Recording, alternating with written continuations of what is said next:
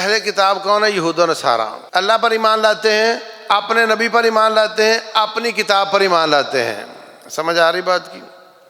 اور جو مکے والے تھے وہ نہ نبی پر ایمان لاتے، نہ کتاب پر، نہ آخرت پر، نہ مرنے کے بعد اٹھنے کا عقیدہ ان کا۔ اس بنیاد پر کہ یہ کچھ ہمارے ساتھ ہیں، اللہ تعالیٰ نے یہود و نصارہ اور ان کے اور مکے والوں میں فرق کیا ہے۔ ان میں فرق کیا اللہ تعالیٰ نے ان کو الگ الگ ذکر کیا ہے۔ تو اہل کتاب کا ذبیحہ جائز ہے، وہ ذبح کریں، جائز ہے۔ رسول اللہ صلی اللہ علیہ وسلم سے پوچھا گیا کہ کچھ اہل کتاب ہمارے پاس گوشت لے کر آتے ہیں، ہمیں نہیں پتہ ہوتا کہ انہوں نے بسم اللہ پڑھی ہے کہ نہیں پڑھی، تو ہم کیا کریں؟ تو رسول اللہ صلی اللہ علیہ وسلم فرماتے ہیں تم پکاتے وقت پڑھ لیا کرو۔ کیا مطلب اس بات کا؟ کہ یہ یقین ہے کہ یہ گلا کاٹتے ہیں اور خون نکالتے ہیں، اور بسم اللہ کی اگر کمزوری ہے تو تم پڑھ لیا کرو۔ اور جن ملکوں یا جن علاقوں یا جن مذہبوں کے بارے میں پتہ ہو کہ وہ ذبح نہیں کرتے اور وہ اہل کتاب نہیں ہیں، ان کا ذبیحہ جائز نہیں ہوتا۔ اسلامک اسکالر فضیلت الشیخ مفتی محمد یوسف تیبی حفظہ اللہ تعالی، فاضل مدینہ یونیورسٹی، خطیب مرکز اقصی، جی ٹی روڈ، گجرانوالہ۔ الحمدللہ والصلاة والسلام علی رسول اللہ وعلی آلہ وصحبہ ومن والاه، اشہد ان لا الہ الا اللہ واشہد ان محمدا عبدہ ورسولہ صلی اللہ علیہ وسلم۔ آج ہم چھٹے پارے کی معانی کا خلاصہ عرض کر رہے ہیں۔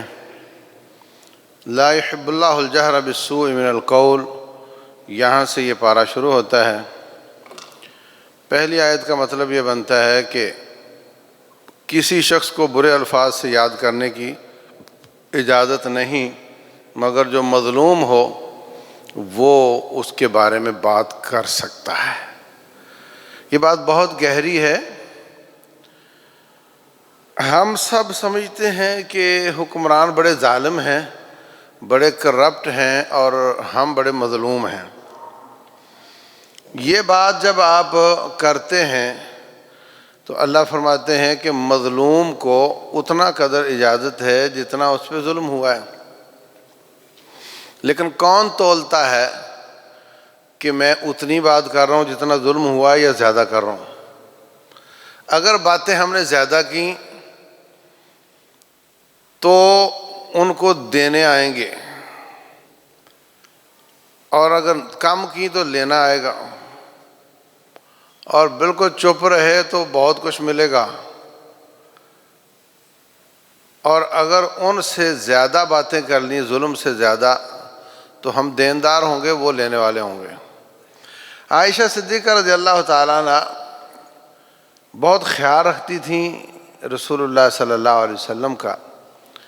تو آپ کے جو حجرہ تھا اس کے باہر چھوٹا سا سین ہوتا تھا، جو باہر سے لوگ آتے آپ اس کو وہاں مل لیتے۔ جو دروازہ تھا اس میں تھوڑے تھوڑے لکڑیوں کے بیچ میں جگہ تھی۔ تو یہودی ملنے کے لیے آئے، آ کر کہتا ہے السلام علیکم۔ حضرت عائشہ رضی اللہ عنہ اندر سے بولی علیکم السلام واللعنہ، انہوں نے کہا تم پر ہلاکت ہو، نعوذ باللہ۔ عائشہ صدیقہ فرماتی ہیں ہلاکت تم پر ہو، رب کی لعنت بھی ہو۔ رسول اللہ صلی اللہ علیہ وسلم نے ان کے جواب میں وعلیکم کہا، بس، اور کچھ نہیں کہا۔ جب آپ گھر تشریف لائے تو فرمایا عائشہ آپ نے یہ بات کی تھی، کہا تو آپ نے نہیں سنا کہ وہ کتنی غلط بات کر رہے تھے، گستاخی کر رہے تھے آپ کی؟ تو فرمایا وہ کر رہے تھے تو ان کی بد دعا میرے بارے میں قبول ہی نہیں ہوگی، اور میری بد دعا ان کے بارے میں قبول ہو جائے گی۔ میں نے کہا تم پر ہو، اور جو تم نے اوپر سے لعنت کا اضافہ کیا وہ کیا تھا؟ یہ تو غلط ہو گیا۔ پھر فرمایا علیک بالرفق، نرمی اختیار کرو۔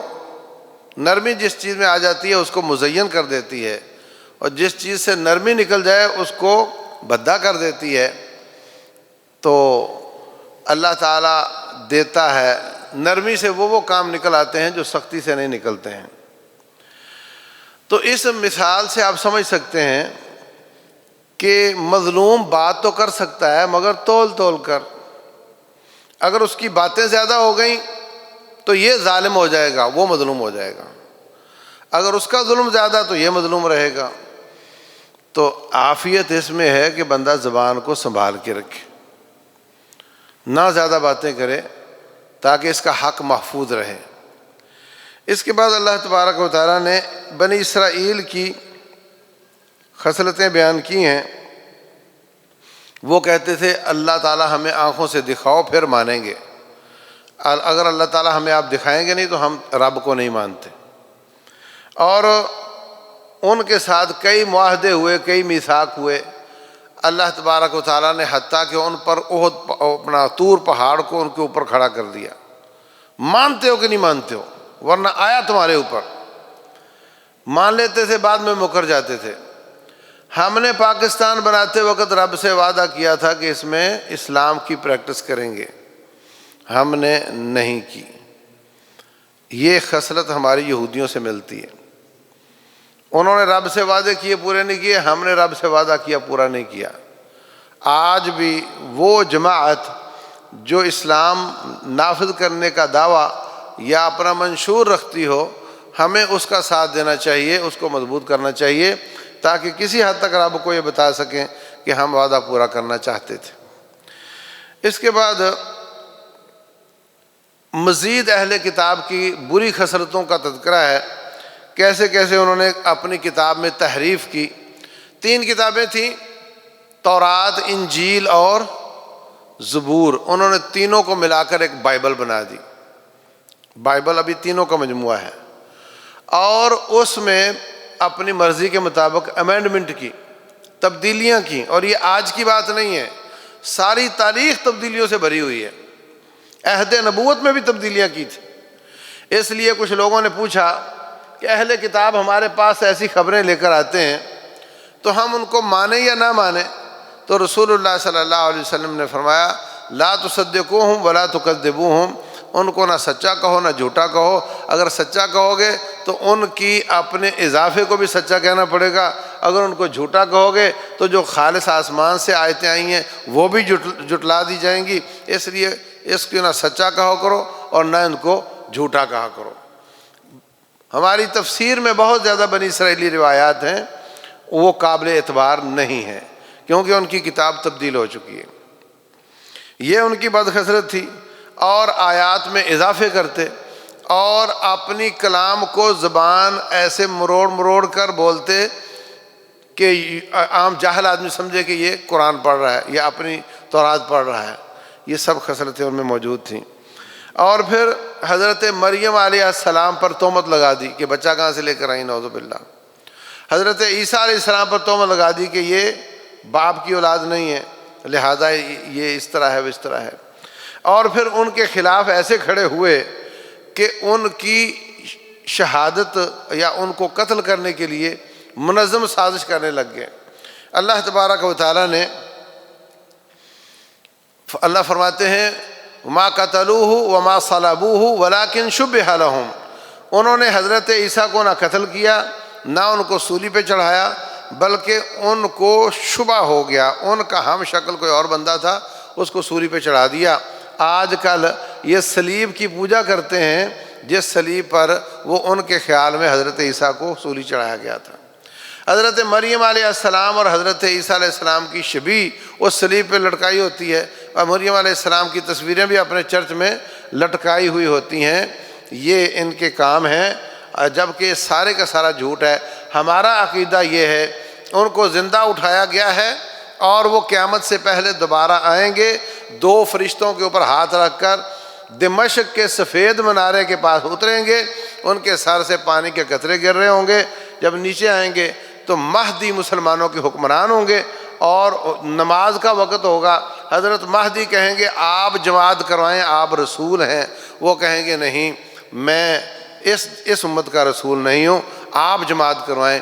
تو حضرت مہدی کے پیچھے حضرت عیسیٰ نماز پڑھیں گے اور اس کے بعد وہ جہاد کی قیادت کریں گے، صلیب کو توڑ دیں گے، خنزیر کو ختم کر دیں گے، اور ام من اہل الکتاب الا لیؤمنن بہ قبل موتہ، تمام اہل کتاب ختم ہو جائیں گے، جو بچے کھچے ان پر ایمان لے آئیں گے، اور اس کے بعد وہ دجال کے ساتھ لڑائی کریں گے اور دجال ان کو دیکھ کر پگھلنا شروع ہو جائے گا۔ یہ سب احادیث صحیح ہیں اور ان کے بارے میں رسول اللہ صلی اللہ علیہ وسلم نے یہ سب باتیں بتائی ہیں۔ مرزا قادیانی کہتا تھا تم مانتے ہو نا کہ حضرت عیسیٰ نے واپس آنا ہے؟ میں وہی ہوں۔ تو اس کو کہا گیا کہ وہ تو عیسیٰ تھے اور تم ہو غلام احمد، اور ان کی والدہ تو مریم تھی، تیری تو چراغ بی بی ہے، تو عیسیٰ کیسے ہو گیا؟ تو آج بھی وہ اپنے آپ کو مسیح موعود ہی کہلاتے ہیں۔ مسیح کا معنی حضرت عیسیٰ، موعود جس کا وعدہ کیا گیا ہے، آج بھی وہ اپنے آپ کو اسی کا دعویٰ کرتے ہیں، اور یہ ان کا دعویٰ سراسر جھوٹا ہے۔ اس کے بعد اللہ تبارک و تعالیٰ نے سود کی تحریم کی کچھ آیات بیان کی ہیں، اور یہ کہ یہودی سود کا کام کرتے تھے اور لوگوں کو کیپچر کر لیتے تھے، معاشی طور پہ غلام بنا لیتے تھے، اور آج تک یہ روش جاری ہے۔ اس وقت بھی مال جمع کرنا، سود پر لوگوں کو دینا اور سازشیں کر کے لوگوں کو اپنا غلام بنانا۔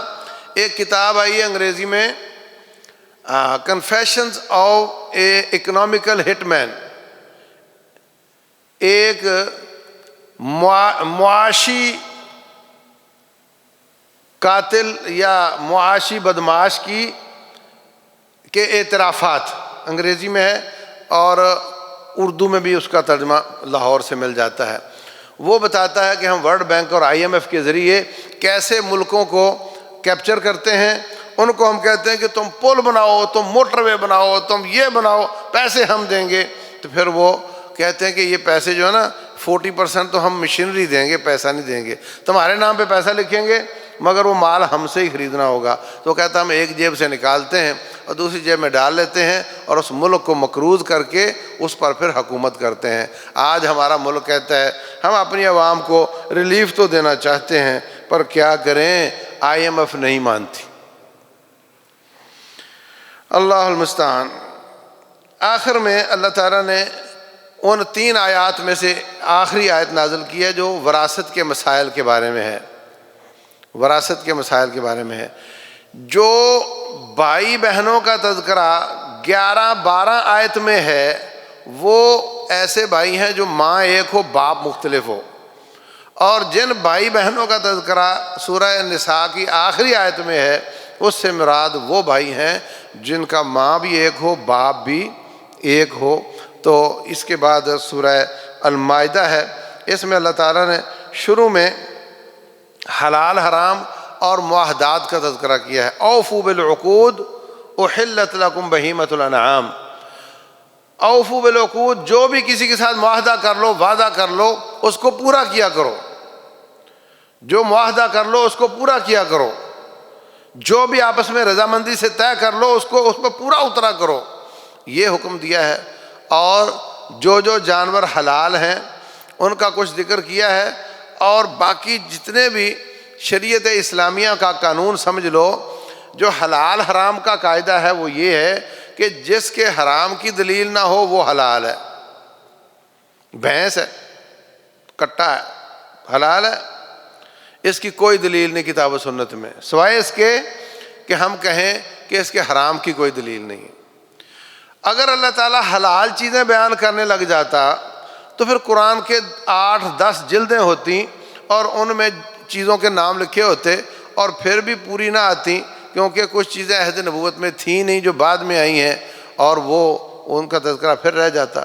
اس لیے چونکہ حرام بہت تھوڑی سی ہیں، اس لیے اللہ تعالیٰ نے صرف جو حرام ہیں ان کا تذکرہ کیا ہے، جس چیز کے حرام ہونے کی دلیل نہ ہو وہ سب حلال ہیں۔ رشتے، بیٹی حرام ہے، ماں حرام ہے، بہن حرام ہے، وہ رشتے جن کا تذکرہ کیا ہے وہ حرام ہے اور باقی سب حلال ہیں۔ اگر اللہ تعالیٰ عورتوں کے نام لکھنے شروع کر دیتا، یہ بھی حلال ہے، یہ بھی حلال ہے، یہ بھی حلال ہے، تو کوئی 1000 کی جلد بن جاتی قرآن کی، اور نام پھر پورے نہ ہوتے۔ اللہ تعالیٰ نے ایسا نہیں کیا بلکہ صرف حرام بتائے ہیں۔ تو حلال حرام کا قاعدہ یہ ہے کہ جس کے حرام کی دلیل نہ ہو وہ سب حلال ہیں، اور عبادات کا قاعدہ یہ ہے کہ جس کی عبادت کی دلیل نہ ہو وہ عبادت نہیں ہو سکتی۔ اس کے ثابت ہونے کی دلیل چاہیے اور اس کے حرام ہونے کی دلیل چاہیے۔ اگر کوئی کہے کہ ظہر کی 5 رکعتیں پڑھنی چاہیے، ہم کہیں گے دلیل لا، ثابت ہونے کی دلیل، کیونکہ عبادت ثبوت کے بغیر نہیں ہوتی، اور حلال حرام میں سب حلال ہے سوائے اس کے جس کے حرمت کی دلیل ہے۔ اس کے بعد اللہ تعالیٰ نے ذکر کیا ہے کہ جب انسان احرام کی حالت میں ہوتا ہے تو پھر وہ شکار نہیں کر سکتا۔ حاجی احرام کی حالت میں شکار نہیں کر سکتا۔ اگر ان کے ساتھ کچھ خدمت گزار بھی جا رہے ہیں اور وہ احرام کی حالت میں نہیں ہے تو وہ شکار کر لیں تو وہ کھا سکتے ہیں سارے، لیکن اگر اس نے حاجی نے بتایا ہو وہ دیکھ وہ جا رہا جانور، اشارہ کیا، تب بھی نہیں کھا سکتا حاجی۔ اگر اس کو اسلحہ پکڑایا کہ یہ لے گن، وہ جا رہا ہے، مجھ پہ تو حرام ہے شکار، تیرے پہ حلال ہے تو کر لے، کسی قسم کا تعاون کرے تو اس کے لیے حلال نہیں۔ اگر کسی قسم کا تعاون نہ کرے اور ایسا شخص وہ شکار کرے جو احرام کی حالت میں نہیں تھا تو پھر باقی لوگ کھا سکتے ہیں۔ اگر احرام کی حالت میں شکار کر لے تو یہ گناہ ہے اور کبیرہ گناہ ہے، اور وہ شکار کردہ جانور کو کھا بھی نہیں سکتا، اور اس کے برابر جانور کعبۃ اللہ میں جا کر ذبح کرنا بھی لازم ہے۔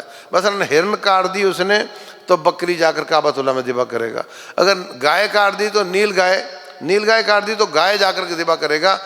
حتیٰ کہ وہاں پر میں گیا تو ٹڈیاں بہت تھیں، ٹڈیاں یہ جو گھاس سے اچھلتی اڑتی ہیں پھر گر جاتی ہیں، یہ ٹڈی اسلام میں حلال ہے، رسول اللہ صلی اللہ علیہ وسلم نے اس کو حلال قرار دیا ہے۔ ایک اتنا سا لفافہ 50 ریال کا ملتا ہے سعودیہ میں، تو یہ جو ٹڈی ہے یہ بہت آئی ہوئی تھی، تو وہاں کے عالم دین ابن عثیمین رحمۃ اللہ علیہ نے فتویٰ دیا ہوا تھا کہ یہ بھی چونکہ شکار ہے اس کو مارنا بھی جائز نہیں، اور اگر اس کو کوئی مار دے گا پاؤں کے نیچے اس کو 1 ریال دینا پڑے گا۔ تو حاجی احرام کی حالت میں عمرے والا وہ شکار نہیں کر سکتا۔ اس کے بعد اللہ تعالیٰ نے وضو اور تیمم کا تذکرہ کیا ہے کہ جب آپ نے نماز پڑھنی ہو تو وضو کرو، اور اگر غسل واجب ہو جائے تو غسل کرو، غسل واجب ہو جائے تو غسل کرو، اور اگر پانی نہ ملے تو تیمم کرو۔ تیمم کیا ہے؟ یہ میری طرف دیکھو، بسم اللہ پڑھ کر دونوں ہاتھوں کو مٹی پر مارا، پلیٹ میں مٹی رکھ لو، لفافے میں رکھ لو بستر کے پاس، بسم اللہ پڑھ کے ہاتھ مارا، اگر مٹی زیادہ لگ گئی تو پھونک مار کے کم کر لی، پھر منہ پر پھیر لیا، اور اس کے بعد الٹے ہاتھ کو دائیں پر اور دائیں کو بائیں کی پشت پر پھیر دیا، تو یہ آپ کا تیمم ہو گیا۔ اور یہ تیمم آپ کے نماز کے لیے بھی کافی ہے، وضو واجب ہو تب بھی کافی ہے، غسل واجب ہو تب بھی کافی ہے، اور یہ تب تک چلے گا جب تک آپ پانی استعمال کرنے کے لائق نہیں ہو جاتے۔ تو اگر پانی استعمال کرنے سے بیمار ہونے کا خطرہ ہو، یا بیماری کے بڑھ جانے کا خطرہ ہو، یا پانی پہنچ میں نہ ہو، بس اوقات پہاڑوں میں دریا بہہ رہا ہوتا ہے اور وہ وہاں پہنچنا مشکل ہوتا ہے، پانی تو ہے، یا بسا اوقات پانی مہنگا ہے استعمال میں اور وہ خرید نہیں سکتا، تو کوئی بھی شکل ہو جس کے پانی کے استعمال کی کوئی شکل نہ ہو وہ تیمم کر لے۔ استنجا پانی کے ہونے کے باوجود اگر مٹی کے ساتھ آپ استنجا کر لیتے ہیں تو کافی ہو جاتا ہے۔ البتہ وضو اگر پانی استعمال کرنا ممکن نہ ہو تب تیمم کر سکتے ہیں، اور یہ تیمم وضو کی جگہ پر بھی کام کرتا ہے اور غسل کی جگہ پر بھی کام کرتا ہے۔ اگر آپ دیکھتے ہیں پانی تو آ جائے گا مگر سورج نکل آئے گا فجر کے بعد، تو پھر آپ تیمم کر کے نماز پڑھ لیں، وقت سے نماز کو نہ نکلنے دیں۔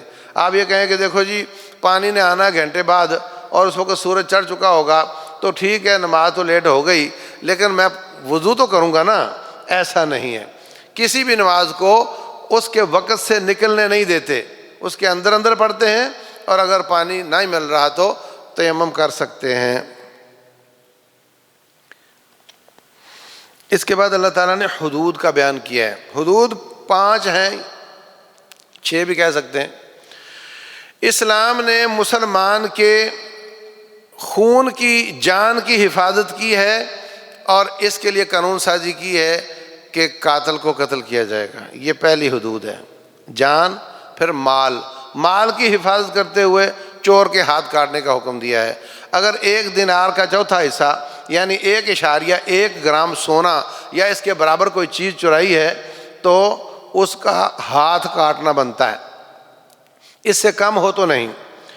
اور مال، جان، عزت. کسی پر بدکاری کی تہمت لگائی ہے، 4 گواہ لائے تو جس پہ تہمت لگی اس کو سزا ملے گی، اور اگر 4 گواہ نہیں لاتا تو تہمت لگانے والے کو 80 کوڑے لگائے جائیں گے. کتنی تہمتیں لگاتے ہیں ہم. یہ خاص طور پہ بدکاری کی تہمت کی بات کر رہا ہوں میں. کتنے سیاستدانوں کے خلاف اس کی یہ بات ہے، اس کی یہ بات ہے. ہاں تو سب، اور کتنی ہم گالیاں دیتے ہیں. ماں کی گالی، بہن کی گالی، اس کا معنی ہوتا ہے تو ماں کے ساتھ بدکار ہے، تو بہن کے ساتھ بدکار ہے. اس نے بہن پہ بھی الزام لگا دیا، بھائی پہ بھی لگا دیا. اس کو 80 اور 80 160 کوڑے لگنے چاہیے. تو جان، مال، عزت اور نسل کی حفاظت کے لیے اللہ تعالیٰ نے بدکار کی سزا رکھی ہے. اگر شادی شدہ تھا تو اس کو پتھر مار کے رجم کیا جائے گا، اور اگر وہ غیر شادی شدہ تھا تو یا تھی تو اس کو 100 کوڑے لگیں گے اور 1 سال کے لیے جلا وطن کیا جائے گا.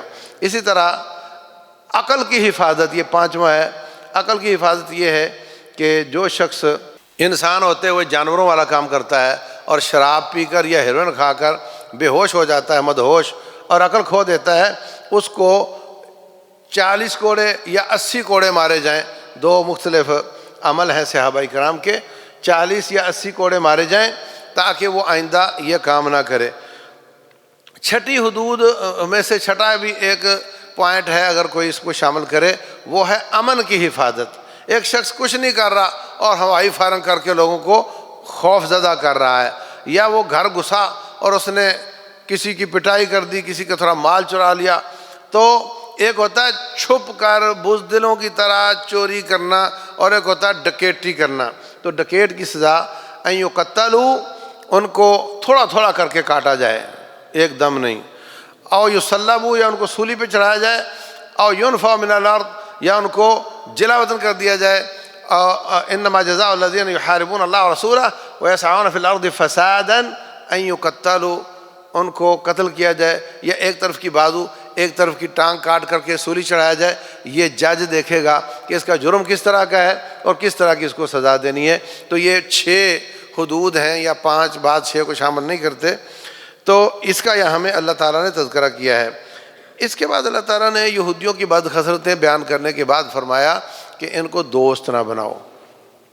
لا تتخذوا اليهود والنصارى اولیاء، یہود و نصارہ کو دوست نہ بناؤ. لا يتخذ المؤمنون الكافرین اولیاء من دون المؤمنین، مومن مومنوں کو چھوڑ کر کافروں کو دوست نہ بنائیں. لا تتخذوا الکافرین اولیاء، کافروں کو دوست نہ بناؤ. ہاں اچھا سلوک کرنا ہے، کھلانا پلانا بھی پڑے. اگر آپ کو امید ہو کہ اس میں کچھ نرمی ہے، اس میں کوئی خیر لگ رہی ہے، کھلانا پلانا، بیماری میں کام آنا اور تعاون کرنا، مگر ایک ڈاکٹر اور پیشنٹ کی طرح. ڈاکٹر پیشنٹ سے محبت نہیں کرتا، خیر خواہی کرتا ہے. اگر اس کے دشمن برادری کا بھی مریض آ جائے تو محبت تو نہیں کرتا مگر خیر خواہی کرتا ہے. تو خیر خواہی اور چیز ہے، محبت اور چیز ہے. محبت صرف ایمان والوں کے ساتھ ہوگی اور خیر خواہی سب کے لیے ہوگی اگر آپ کو لگتا ہے کہ یہ دعوت کو قبول کر سکتا ہے. اس کے بعد اللہ تعالیٰ نے بنی اسرائیل کا قصہ بیان کیا ہے. ہاں، بنی آدم کا، حابیل اور قابیل کا قصہ ہے. آدم علیہ السلام کے 2 بیٹے تھے، دونوں نے قربانی پیش کی. ایک کی قربانی قبول ہو گئی، دوسرے کی نہیں ہوئی. پرانے زمانے میں قربانی ہو یا غنیمتیں ہوں، وہ جنگل میں رکھ دیتے تھے، آسمان سے آگ آتی تھی اور اس کو جلا دیتی تھی تو پتہ چل جاتا تھا یہ قبول ہو گئی. تو ایک کی قبول ہوئی، دوسرا کہنے لگا کہ اس کا مطلب میرے اندر کھوٹ ہے، میری قبول نہیں ہوئی، تو میں غلط ہوا، میری بےعزتی ہو گئی، مگر میری بےعزتی کا گواہ تو اکیلا ہی ہے نا، تجھے قتل کر دوں تو کسی کو کیا پتہ چلے گا کہ میں کھوٹا ہوں۔ تو اس نے اس کو قتل کر دیا، اور اس نے قتل ہونے سے پہلے کہا انما یتقبل اللہ من المتقین، اچھی طرح جان لے اگر عبادت قبول کروانی ہے تو بندے مار کرنی ہوگی، وہ اللہ کا خوف، تقویٰ، للہیت اور اخلاص پیدا کرے گا، ایمان زیادہ کرے گا، تو اس سے تیری عبادات قبول ہوں گی۔ تو رسول اللہ صلی اللہ علیہ وسلم فرماتے ہیں قیامت تک جتنے قتل ہوں گے، جتنا گناہ ان قاتلوں کو ہوگا اتنا اس پہلے قاتل کو ہوگا، کیونکہ اس نے برا راستہ شروع کیا تھا، بری سنت شروع کی تھی۔ تو ہمیں چاہیے کہ ہم اپنے کوئی اچھا کام شروع کر کے جائیں دنیا میں، برا کام شروع کر کے نہ جائیں، تاکہ ہمیں بعد میں نیکیاں ملتی رہیں، گناہ نہ ملتے رہیں۔ آخر میں اللہ تبارک و تعالیٰ نے اہل کتاب جو ہیں ان کی عورتوں سے شادی کی اجازت دی ہے اور ان کا ذبیحہ حلال کیا ہے۔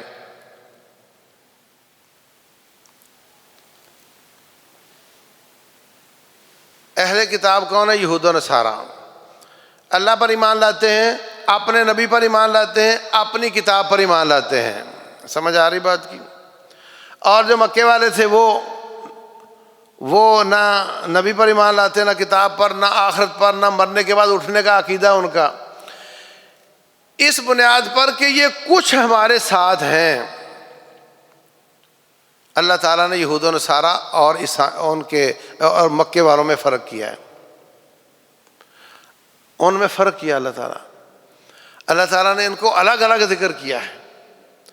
تو اہل کتاب کا ذبیحہ جائز ہے، وہ ذبح کریں، جائز ہے۔ رسول اللہ صلی اللہ علیہ وسلم سے پوچھا گیا کہ کچھ اہل کتاب ہمارے پاس گوشت لے کر آتے ہیں، ہمیں نہیں پتہ ہوتا کہ انہوں نے بسم اللہ پڑھی ہے کہ نہیں پڑھی، تو ہم کیا کریں؟ تو رسول اللہ صلی اللہ علیہ وسلم فرماتے ہیں تم پکاتے وقت پڑھ لیا کرو۔ کیا مطلب اس بات کا؟ کہ یہ یقین ہے کہ یہ گلا کاٹتے ہیں اور خون نکالتے ہیں، اور بسم اللہ کی اگر کمزوری ہے تو تم پڑھ لیا کرو۔ اور جن ملکوں یا جن علاقوں یا جن مذہبوں کے بارے میں پتہ ہو کہ وہ ذبح نہیں کرتے اور وہ اہل کتاب نہیں ہیں، ان کا ذبیحہ جائز نہیں ہوتا۔ اور آج کل ایک اور مسئلہ ہے، یہ جو ہڈی ہے کمر کی، گردن کی، اس کے اندر اسپینل کارڈ ہوتا ہے جس کو حرام مغز کہتے ہیں، اس کے ذریعے پورا جسم کا تعلق دماغ کے ساتھ ہوتا ہے۔ تو قصاب کیا کرتے ہیں؟ ذبح کر کے چھری کو ایسے پکڑتے ہیں اور ہڈی کے اندر اس کی نوک لے جا کر اس کا حرام مغز کاٹ دیتے ہیں۔ اس سے کیا ہوتا ہے کہ جانور ایک دم ٹھنڈا ہو جاتا ہے، نتیجہ کہ جو خون جہاں تھا وہیں رہ جاتا ہے۔ اگر گائے میں 2 کلو بھی خون رہ گیا تو 1000 روپیہ بچ گیا اس کو، اور وہ حرام خون ہوتا ہے، جو بہنے والا خون ہے وہ حرام ہوتا ہے۔ تو یہ غلط طریقہ ہے۔ حتیٰ کہ قربانی کے وقت بھی چونکہ انہوں نے زیادہ لوگوں کی قربانیاں کرنی ہوتی ہیں، وہ کوشش کرتے ہیں حرام مغز کو کاٹ دیں، حالانکہ اگر آپ رگ کاٹ دیں اور اس کو چھوڑ دیں، جانور تڑپتا تڑپتا اپنے کونوں خدروں سے خون نکال دیتا ہے، اور اگر وہ حرام مغز کٹ جائے تو فوراً ٹھنڈا ہو جاتا ہے اور اس کا پورا خون نہیں نکلتا۔ ایک تو یہ حرام پائی چل رہی ہے، اس کا ہمیں خیال کرنا چاہیے، اور دوسری یہ کہ خون ابھی پورا نکلا نہیں ہوتا اور وہ پائپ لگا کر موٹر چلا دیتا ہے، تو وہ جس طرح ٹائر پھولتا ہے اس طرح جانور پھول رہا ہوتا ہے۔ بعد میں وہ جو خون جب جانور ٹھنڈا ہو جاتا ہے پھر جو جہاں تھا وہیں رہ جاتا ہے۔ تو اگر 2-4 کلو بھی پانی اندر چلا گیا تو ان کے 2-4 ہزار روپے بچ جاتے ہیں۔ یہ کام بھی اس وقت چل رہا ہے۔ اور اس کا ایک نقصان جو شرعی طور پر وہ بھی کہ وہ خون پورا نہیں نکلنے دیتے اور پانی لگا دیتے ہیں، تو خون جو حرام ہے وہ بھی جسم کے اندر رہ جاتا ہے۔ تو اگر خون پورا نکلا ہو، گلا کٹا ہو اور بسم اللہ آپ بھول جائیں تو جب یاد ہے فوراً پڑھ لیں تو جانور حلال رہتا ہے۔